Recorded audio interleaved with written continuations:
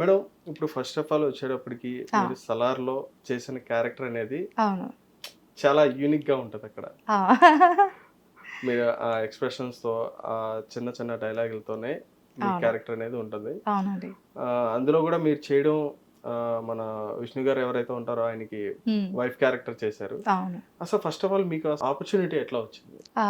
ఎప్పుడు నేను ప్రతి ప్రాజెక్ట్‌కి గూడా డైరెక్ట్‌గా నా అంతలా నేనే ఎవరు రిఫరెన్స్ లేకుండా ఆడిషన్‌కెళ్ళి, హ్మ్. ఆడిషన్ ఇచ్చి, పర్ఫార్మెన్స్ బావుంటే నాకక్కడి నుంచి కాలొస్తుందండి. అవును. ఆ రకంగా వచ్చిన ప్రాజెక్ట్సే తప్ప రిఫరెన్స్ అయితే ఏం లేదు. హ్మ్. సో, అలానే సెల్లార్ అంటే ఆఫీస్‌కి వెళ్ళాను. ఆడిషన్ ఇచ్చాను. కానీ నేనైతే ఎక్స్‌పెక్ట్ చేసిందేంటంటే డామ్ ష్యూర్ నాకైతే ఆపర్చునిటీ రాదు. సోగా ఇచ్చానని నేను అనుకున్నా. అవునా? బట్ ఫైనల్లీ ఒక 1½ మంత్ ఆర్ 1 ఆర్ 2 మంత్స్‌లో నాకు ఆఫీస్ నుంచి కాల్ రావడం జరిగింది. ఆహా! వాళ్ళేం చెప్పారంటే మీ ప్రొఫైల్ సలార్‌కి సెలెక్ట్ అయిందండి. ప్రశాంత్ నీల్ గారు డైరెక్ట్‌గా ఆయనే మీ వీడియో చూడడం జరిగింది. మీ పెర్ఫార్మన్స్ చూడడం జరిగింది అనంటే ఫస్ట్ ఒక నిమిషం నేను ఇలా చేసుకున్నాననమాట. ఇది నిజమా? అబద్ధమా?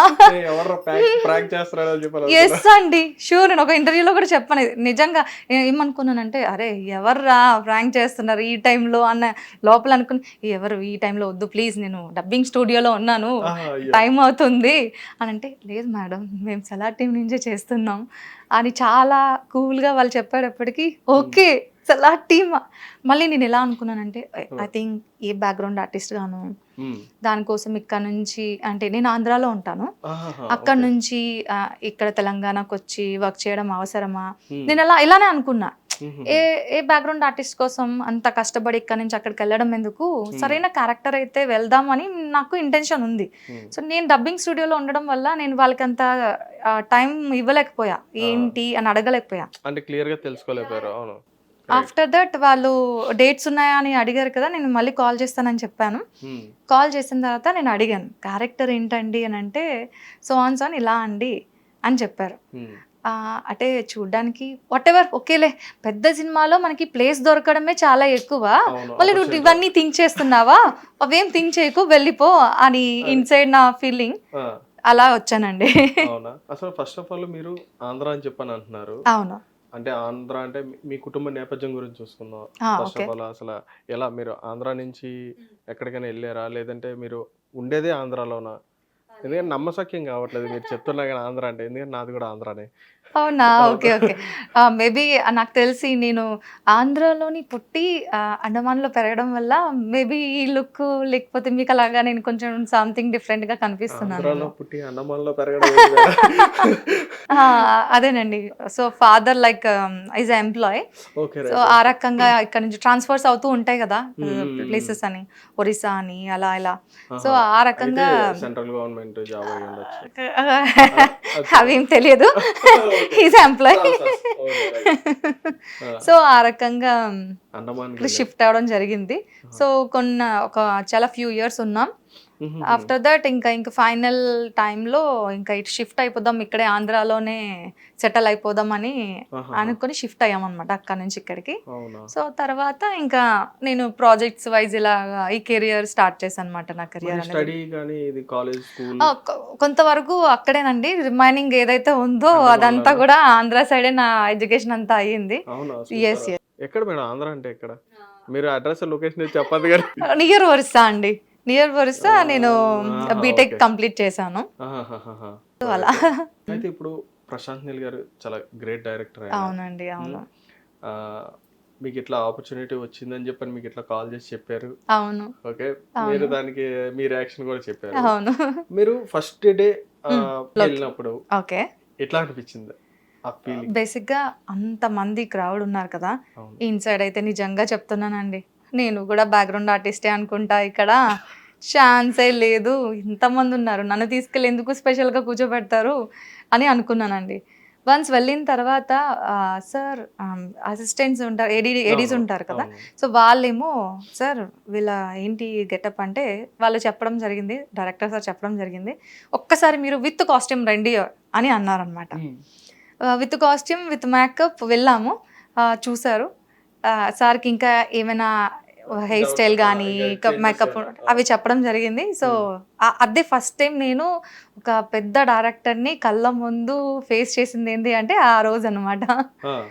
చూడగానే పర్ఫెక్ట్గా ఉన్నారు ఇద్దరు, సరిపోయారు అని చెప్పి ఒక్క మాట అయితే అన్నారు. చెప్పండి చెప్పండి. క్యారెక్టర్ కాస్ట్యూమ్ మా వేరింగ్ అంతా చూస్తుంటే చాలా బోల్డ్ గా ఉంది. ఎలాంటి సీన్స్ ఉంటాయి, రొమాంటిక్ ఎక్కువ ఉంటదేమో ఈ సెన్స్ లో నేను ఉన్నాను అనమాట. సో ఆయన ఒక్కటే మాట ఏం చెప్పారంటే, ఇది చాలా మంచి క్యారెక్టర్ అమ్మా, చెయ్యండి, మీరు మైండ్ లో ఏమీ పెట్టుకోవద్దు, ఇది మీకు ఏ రకంగా ఇబ్బంది పెట్టదు, గుడ్ క్యారెక్టర్ చేయండి అనగానే ఒక్క మాట చాలా అనిపించింది. ఎస్ ఎస్ అదే అండి, అలా స్టార్ట్ అయింది అనమాట అడ్డీ అనేది. అక్కడ సెట్ లో ఉండేటప్పటికి, ఎందుకంటే ప్రశాంత్ నీల్ గారు సెట్ అనేటప్పటికి మీకు ఆల్రెడీ తెలిసి ఉంటుంది, KGF కానీ KGF 2 కానీ ఇట్లా సెట్ ఎట్లా ఉంటది, అట్మాస్ఫియర్ ఎట్లా ఉంటది, మొత్తం డల్ లైట్ లో ఉండి అంతా ఉంటది. మీకు ఫస్ట్ ఎలా అనిపించింది మీ సీన్స్ అట్లా అక్కడ చేయగానే? బేసిక్ గా చెప్పాలంటే మట్టిలో మాణిక్యం అంటారు చూడండి, అలాగా నేను నా కో యాక్ట్రెస్ ఉన్నారు కదా నిషా గారు, మా ఇద్దరం ఎలా అంటే కనీసం మాకు ధూళి దుమ్ము కూడా ఏం అంటలేదండి. అది మట్టిలో మాణిక్యాల్లాగా మేము చాలా ఫ్రెష్ గా ఉండేవాళ్ళం. రిమైనింగ్ వాళ్ళందరూ మీకు చూసారు మీరు, అదనమాట. వాళ్ళు కూడా డైరెక్షన్ టీం వాళ్ళు కూడా ఏమనేవారంటే, ఇప్పుడు వరకు మన సెట్ లో ఇంత కలర్ఫుల్ మీ ఇద్దరేనండి, రిమైనింగ్ అందరికీ అంటుకుంది అలా అనేవారు అనమాట. ఈ క్యారెక్టర్స్ అన్ని కూడా మరి అంతే కదా, ఇప్పుడు మీరు సైలెంట్ గా ఉండి జస్ట్ చూపులతో ఎట్లాగా ఎక్స్ప్రెషన్స్ అలా పెట్టి చేయడమే కదా. కానీ అసలు అంటే యూనిక్ స్టైల్ అది, అందులో యూనిక్ క్యారెక్టర్స్ అవి చేసినాయి. మీకు ఎట్లా అంటే జనరల్ గా మీరు ఇప్పుడు చేస్తున్నారు అందులో, ఇంత ముందు ప్రీవియస్ మీరు చేసిన సినిమాలు కూడా చాలా చేశారని చెప్పారు. వాటికి వీటికి కంపేర్ చేసుకుంటే ఎట్లా అనిపించింది మీకు ఈ క్యారెక్టర్? బేసిక్ గా మీకు ఒకటి చెప్పాలండి, నాకు ఫస్ట్ నుంచి కూడా ఇలాంటి క్యారెక్టర్స్ అంటే చాలా చాలా ఇష్టం. ఫర్ ఎగ్జాంపుల్ నాకు నేను ఒక్కరిని చూస్ చేసుకున్నది ఎవరిని అంటే తెలంగాణ శకుంతల గారు. ఐ లవ్ తెలంగాణ శకుంతల గారు. ఆవిడ చేసిన క్యారెక్టర్స్ కానీ, ఆవిడ స్లాంగ్ కానీ, అవును తెలంగాణ శకుంతల గారికి ఎంత ఫేమ్ వచ్చింది. సో ప్రెసెంట్ అయితే ఆమె లేరు, నేను ఎందుకు రీప్లేస్ అవ్వకూడదు, ఓకే ఆవిడ తెలంగాణ శకుంతల అయితే నేను ఆంధ్ర శకుంతల అవుతానని ఆ ఒక్క దీంతో ఇలా కాలు తీసి ఇండస్ట్రీలో అడుగు పెట్టడం జరిగింది. అంతే కదా. అవునండి, అఫ్ కోర్స్ నేను ఆమెతో కంపేర్ చేసుకోవట్లేదు, కానీ ఆవిడ చేసిన లాంటి క్యారెక్టర్స్ నేను చేస్తే బాగుంటుంది. సో నాకు అలాంటి క్యారెక్టర్స్ అంటే ఇష్టం అనమాట. అయితే త్వరలో ఖచ్చితంగా మీకు మీరు ఎట్లా రివీల్ చేశారు కాబట్టి ఆ క్యారెక్టర్ సంబంధించి కూడా ఒక స్టోరీ రెడీ చేస్తారు. థ్యాంక్ యూ సో మచ్ అండి, ఎవరైనా సరే చెయ్యండి. ఖచ్చితంగా ఆ స్టోరీకి మాత్రం ప్రాణం పెట్టి చేస్తా అని చెప్పని. అవునండి, అవును. Hit TV presents like, share, comment. TV వాళ్ళకు కూడా నేను ఒక సర్ప్రైజ్ ఇద్దాం అనుకుంటున్నాను. మీరు మాత్రమే జెస్సీ ఎందుకు అయ్యారు? ఇలాంటి అమ్మాయిలకి పిలవడానికి బాగుంటుంది. చందు సాయికి like you and have a, జనాలకి ఒక పేరు నచ్చిందంటే దీనికి ఒక ప్రాసెస్ ఉంటుంది. ఎందుకు ప్రాసెస్ డైరెక్ట్ వెళ్ళిపోదాం. ఏదైనా ఒకటి మర్చిపోయినావా నువ్వు? ఏం మర్చిపోయావు? ఏదో ఆ టైంకి మన సుడి బాగుంటే ఎవరన్నా చూపిస్తే రాయగలం, కానీ డోర్ టు డోర్ సేల్స్ చేసేవాళ్ళు. శారీ వస్తుంది కదా, శారీలో వెనకాల కట్టుకుని